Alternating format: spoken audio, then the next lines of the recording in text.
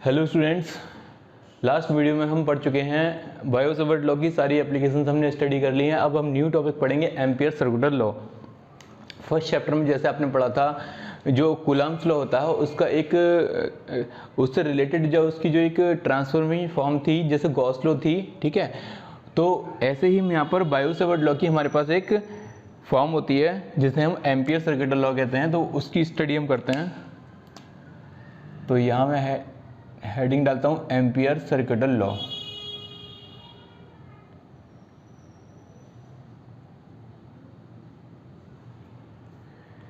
Actually ये ampere circular law दिया किसने था? एम्पियर ने, जिसका नाम दिया हुआ है यहाँ पर, ठीक है। इन्होंने क्या बताया था? इन्होंने बताया था कि किसी भी क्लोज्ड पाथ में जो करंट होता है, ठीक है, वो करंट मैग्नेटिक फील्ड से रिलेट करता है, या जो मैग्नेटिक फील्ड होता है किसी भी सर्कुलर लूप का, जो मैग्नेटिक फील्ड होता है वो उस लूप के आसपास जो करंट होता है उस करंट के ऊपर डिपेंड करता है। जैसे हम यहाँ पर ले लेते हैं, ये एक हमारा स्ट्रेट कंडक्टर है और इसमें करंट आई फ्लो हो रहा है, ओके। इसमें करंट कितना फ्लो हो रहा है? आई फ्लो हो रहा है ना। तो आई फ्लो, इसमें करंट जो करंट आई फ्लो इसके अंदर हो रहा है। तो अब जी लूप जो बना है, हमने लूप कंसीडर कर लिया है ये, ठीक है। इस लूप को मैं थोड़ा इधर बना लेता हूँ। Take a conductor, straight conductor, the current I is flowing through it,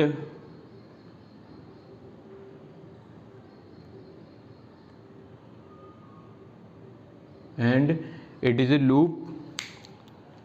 तो जैसे कि ये कंडक्टर मान लो, इस कंडक्टर में आई करंट फ्लो होगा, तो इसके चारों ओर जो मैग्नेटिक फील्ड होता है, वो मैग्नेटिक फील्ड हम जानते हैं कंसेंट्रिक सर्कल्स की फॉर्म में होता है या उनके रिंग्स की फॉर्म में होता है, ठीक है। तो वही यहाँ पर मैग्नेटिक फील्ड बताया था। जैसे कि मान लें अगर ये करंट आई है, ठीक है, तो यहाँ पर आई करंट फ्लो हो रहा है। अब इसके चारों ओर क्या बन जाएगा? एक मैग्नेटिक फील्ड क्रिएट होगा। तो जो टोटल मैग्नेटिक फील्ड होगा, वो टोटल मैग्नेटिक फील्ड, ठीक है, जितना करंट होगा उसके अकॉर्डिंग उतना ही मैग्नेटिक फील्ड क्रिएट हो जाएगा। यानी कि मैग्नेटिक फील्ड जो है वो करंट पर डिपेंड कर रहा है यहाँ से, ओके। लेकिन अगर इसके चारों ओर हम एक स्टेप का बैरियर लगा दें, ठीक है, इसके चारों ओर हम इस टाइप का एक बैरियर लगा दें, तो जो मैग्नेटिक फील्ड निकलेगा यहाँ पर, है ना, वो मैग्नेटिक फील्ड इफेक्ट करेगा उसको। अच्छा, जैसे एक कंडक्टर है, इस कंडक्टर के में करंट आई जो फ्लो हो रहा है, इसके चारों ओर जो मैग्नेटिक फील्ड होता है, क्या वो मैग्नेटिक फील्ड टोटल होता है? टोटल मैग्नेटिक फील्ड उतना ही होता है जितना यहाँ पर दिया हुआ है, या कुछ इसकी वैल्यू कम हो जाती है, ठीक है। तो एक्चुअली होता है क्या, इसके चारों ओर जो एटमॉस्फेयर होता है, उस एटमॉस्फेयर से जो टोटल मैग्नेटिक फील्ड इसके थ्रेड हो रहा होता है, वो कुछ ना कुछ इफेक्ट करता है, ठीक है। तो वो एक मीडियम का एक कांस्टेंट होता है जो उसको क्या करता है? मैग्नेटिक फील्ड को अफेक्ट करता है। और वो मैग्नेटिक फील्ड कितना हो जाता है? म्यू नॉट आई। यानी कि हर एक मीडियम की क्या होगी? अपनी एक, इसको हम कहते हैं म्यू नॉट को यहाँ पर कहते हैं परमेबिलिटी। परमेबिलिटी मतलब ये इसकी एक अपनी एबिलिटी है जो कि एक फिक्स मैग्नेटिक फील्ड को ही, यानी कि उस पर एक क्या करता है? बाउंडेशन लगाता है, उसी मैग्नेटिक फील्ड को बाहर की तरफ इमर्ज होने देता है। तो परमेबिलिटी कांस्टेंट होता है हमारा ये। तो इतना मैग्नेटिक फील्ड क्रिएट हो जाएगा। टोटल मैग्नेटिक फील्ड कितना होगा? अभी तो मैं केवल ये समझा रहा हूँ आपको, एम्पियर सर्कुलर लॉ के अकॉर्डिंग है क्या, ठीक है। तो ये परमेबिलिटी कांस्टेंट होता है। अब consider I current is flowing through the straight conductor and consider 100 current is 100 magnetic field, 100 unit magnetic field is passing or emerging from this, from inside this conductor, or we can say inside this conductor. Now let us consider we create a small loop, we create a small loop here, okay, like this. तो इसमें से जो magnetic field बाहर निकलेगा, वो magnetic field क्या होगा? जैसे कि हमने 100 यूनिट बताया था, 100 यूनिट मैग्नेटिक फील्ड था। यूनिट यहाँ पर हमने बोली नहीं है, केवल बता दिया 100 जो मैग्नीट्यूड है उसको, वो 100 है। तो अगर हमने यहाँ पर एक बाउंडेशन लगा दिया, वो 100 क्या होगा? यहाँ पर क्या होगा? टोटल 10 10 10 10 10 10 10 इस तरह से डिवाइड हो जाएगा। टोटल 100 मैग्नेटिक फील्ड जो होगा वो टोटल क्या हो जाएगा? यहाँ पर डिवाइड हो जाएगा। अगर हम एक डिफरेंट लूप ले लें, एक और लूप ले लें, ठीक है, अगर हमने एक और लूप ले लिया तो जो 10-10 वाला मैग्नेटिक फील्ड है वो यहाँ पर 5 5 5 5 5 5 इस तरह से क्या हुआ, पूरे लूप पर डिवाइड हो जाएगा वो मैग्नेटिक फील्ड। और अगर बड़ा सर्किल ले लें तो जैसे हमने ये ले रखा है, ठीक है, तो यहाँ पर क्या हुआ 2 2 2 इस तरह से पूरे पर मैग्नेटिक फील्ड ये डिवाइड हो जाएगा। ओके, तो यहाँ पर हमने देखा जो हमारा 100 मैग्नेटिक फील्ड था जो कि इस वायर के सेंटर पर था, वायर से पास हो रहा था, ठीक है, वो मैग्नेटिक फील्ड पहले वाले लूप पर 10 इंटू 10 यानी कि इसकी 10 मैग्नेटिक फील्ड स्ट्रेंथ हो गई इसकी, जो कि इसके पर यूनिट लेंथ कितनी है इसकी 10 है, ठीक है, यानी कि इसके एक पार्ट की लेंथ कितनी है 10, ये पूरा 10 है, ठीक है। और यहाँ पर कितना हो गया था, ये 5 हो गया था, 5 इंटू कितना 20 यानी कि इस वाले लूप की पूरी लेंथ कितनी हो गई, ये L, इस साइड में L लिख रहा हूँ, ये इस वाले लूप की लेंथ कितनी है, पहले वाले लूप की लेंथ L है, सेकंड वाले लूप की लेंथ 20 है, और यहाँ पर मैंने बताया था कितना मैग्नेटिक फील्ड डिवाइड हो गया था 2 इंटू कितना हो जाएगा ये 50। देखो हर जगह से कितना आएगा, यहाँ से 100 और ये 100, यानी कि हम यहाँ पर देख रहे हैं कि जितना जो क्लोज लूप है उसकी लेंथ जितनी ज़्यादा बढ़ती जा रही है मैग्नेटिक फील्ड की वैल्यू उतनी कम होती जाती है। यानी कि यहाँ से अगर हम देखना चाहें, ठीक है, टोटल मैग्नेटिक फील्ड जो है, टोटल मैग्नेटिक फील्ड कितना है 100, टोटल मैग्नेटिक फील्ड को अगर किससे लेंथ से डिवाइड कर दें, जो लेंथ है हमारी लूप की, ठीक है, तो क्या निकल कर आएगा ये, अगर टोटल मैग्नेटिक फील्ड को लेंथ से डिवाइड कर दें तो क्या निकलेगा, magnetic field per unit length, या जिसे मैग्नेटिक फील्ड इंटेंसिटी कहते हैं, ठीक है, मैग्नेटिक फील्ड इंटेंसिटी कहते हैं। और अगर हम टोटल मैग्नेटिक फील्ड निकालेंगे, टोटल मैग्नेटिक फील्ड फाइंड करेंगे तो कितना हो जाएगा, B into total length of the loop, total length of the loop, ठीक है। तो टोटल मैग्नेटिक फील्ड कितना वो हम फाइंड कर चुके थे, टोटल मैग्नेटिक फील्ड कितना था, यहाँ पर ये mu naught I equals to V into total length of the loop, और इसको हम क्या लिख देते हैं, टोटल लेंथ को हम लिखते हैं B dot DL।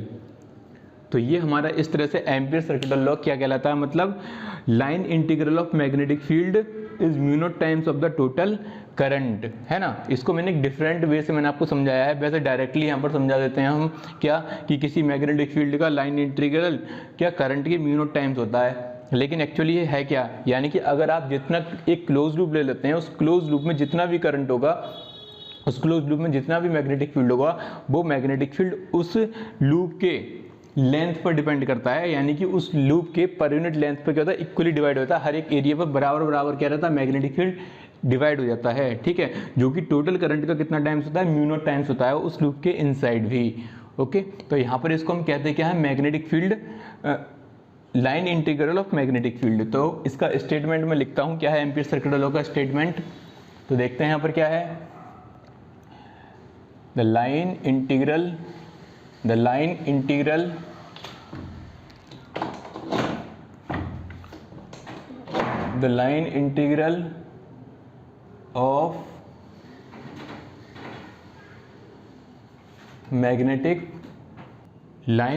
of magnetic field is mu naught times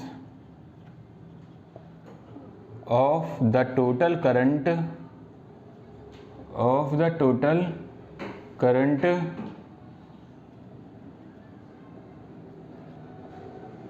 passing through the closed loop, okay, closed loop. तो आपका ये करंट जो है, ये करंट, ठीक है, ये करंट का म्यू नॉट टाइम्स होगा जो इस लूप में से पास हो रहा है। यहाँ पर कोई सा भी लूप ले लो, तो ये जो लूप है, जैसे हमने ये लूप ले लिया है, इस लूप में जितना भी मैग्नेटिक फील्ड होगा, वो मैग्नेटिक फील्ड, उस मैग्नेटिक फील्ड का लाइन इंटीग्रल, मतलब लाइन इंटीग्रल का मतलब क्या है कि किसी एक यूनिट लेंथ पर हमने ले लिया है, ठीक है, मैग्नेटिक फील्ड, इस लूप की किसी भी पर यूनिट लेंथ पर जो मैग्नेटिक फील्ड होगा, वो टोटल करंट आई का कितना हो जाएगा, म्यू नॉट टाइम्स होता है। यानी कि इसको हम ऐसे लिख सकते हैं, दोबारा मैं बताता हूँ, B dot DL equals to mu naught I. Okay, अब इसको प्रूव करके देखते हैं प्रूव कैसे होता है ये, ठीक है। तो प्रूव और देख लेते हैं इसका। ये तो मैंने थोड़ा समझाया था इसको, इसके लिए हम वही कंसीडर कर लेते हैं। एक हमारे पास एक वायर है ना, और स्ट्रेट कंडक्टर है, इसमें आई करंट फ्लो हो रहा है, और यहाँ पर मैग्नेटिक फील्ड की डायरेक्शन क्या होगी जो मैंने बनाई है, ठीक है। अब ये हमारा क्लोज्ड लूप है। इस क्लोज लूप में जो मैग्नेटिक फील्ड होगा, वो मैग्नेटिक फील्ड हम जानते हैं किससे डिनोट करते हैं, टेंजेंट से डिनोट करते हैं, यानी कि इस तरह से मैग्नेटिक फील्ड डिनोट किया जाएगा। अगर ये करंट आई है, करंट ऊपर जा रहा है, तो मैग्नेटिक फील्ड की डायरेक्शन क्या होगी, इस तरह से तो होगी जैसे मैंने बनाया इसके अंदर, ठीक है, यहाँ पर इस तरह से।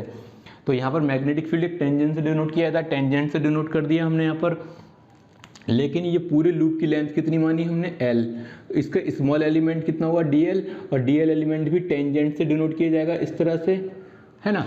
तो यहाँ पर हम देख रहे हैं कि मैग्नेटिक फील्ड और DL हर एक पॉइंट पर, यहाँ पर भी मैग्नेटिक फील्ड, देखो मैग्नेटिक फील्ड हर एक पॉइंट पर सेम रहता है, और DL भी हर एक पॉइंट पर क्या होगा, बराबर ही होगा। तो मैग्नेटिक फील्ड और DL आपस में एक दूसरे के साथ क्या है, एक ही डायरेक्शन में अलाइन कर रहे हैं, यानी कि मैग्नेटिक फील्ड और इनके बीच एंगल कितना है, 0 है। तो इतना तो आप याद रखना, ठीक है। हम प्रूव कर रहे हैं एम्पियर सर्किटल लॉ को, तो यहाँ पर हमें बायो-सवर्ट लॉ यूज करना पड़ेगा, क्योंकि उसी की एक फॉर्म होती है, ठीक है। तो देखो हम जानते हैं कि स्ट्रेट कंडक्टर के, किसी स्ट्रेट कंडक्टर में बायो-सवर्ट लॉ के अकॉर्डिंग मैग्नेटिक फील्ड कितना होता है। जब हमारे पास स्ट्रेट कंडक्टर होता था, हमने जो डेरिवेशन पीछे किया था, वहाँ पर एक्स और वाई उसकी दो साइड्स थी, और वहाँ पर अगर जो पॉइंट पी होता था, पॉइंट भी दोनों पॉइंट्स में से, जो हमारे दो वायर के जो एंड्स थे, तो उन दोनों एंड्स में से किसी अगर एक एंड पर होता था, तो वहाँ पर उस मैग्नेटिक फील्ड का फॉर्मूला था V = μ0I/2πa। ये मैग्नेटिक फील्ड का फॉर्मूला था हमारा, है ना। और V.dl अगर हम देखें, V.dl अगर हम करेंगे तो V.dl कितना हो जाएगा, देखो इसको हम लिख सकते हैं कितना, B.dl cos थीटा, और cos थीटा की जगह कितना आ जाएगा, 0 हो जाएगा, यानी कि कितना हो जाएगा B.dl, और इंटीग्रेशन अगर हम dl के साथ लगा देंगे यहाँ पर, तो एक बताओ, मैंने बताया था dl क्या है, एक इसका स्मॉल एलिमेंट है, और dl का अगर हम इंटीग्रेशन कर दें पूरे का, तो कितना आ जाएगा, l आ जाएगा। और b की वैल्यू अगर यहाँ से रख देंगे तो μ0I/2πa इंटू dl के प्लेस पर बताया था मैंने l। अगर ये जो सर्किल है, सर्किल हमने a रेडियस का लिया है, तो इसकी जो लेंथ होगी वो की लेंथ कितनी हो जाएगी, 2πa, है ना। तो L = कितना, L के प्लेस पर देखो dl के तो आ जाएगा कितना, L आ जाएगा, B.L आ गया, या B/L आ गया, और L को हम कितना लिख सकते हैं, 2πa लिख सकते हैं। तो यहाँ पर कितना आ जाएगा, 2πa से 2πa कैंसिल, तो कितना बचा, μ0I। तो देखो यहाँ से आगे नहीं आ गया। अगर यहाँ पर देखते हैं B.dl, ठीक है, B.dl = कितना आ गया आपका, μ0I। यही क्या है, एम्पियर सर्किटल लॉ है, जिसको हम प्रूव करते हैं। ओके, अब नेक्स्ट वीडियो में हम देखेंगे applications of ampere circuital law. उससे पहले हमें ये समझना जरूरी था कि एम्पियर सर्किटल लॉ है क्या और इसको कैसे प्रूव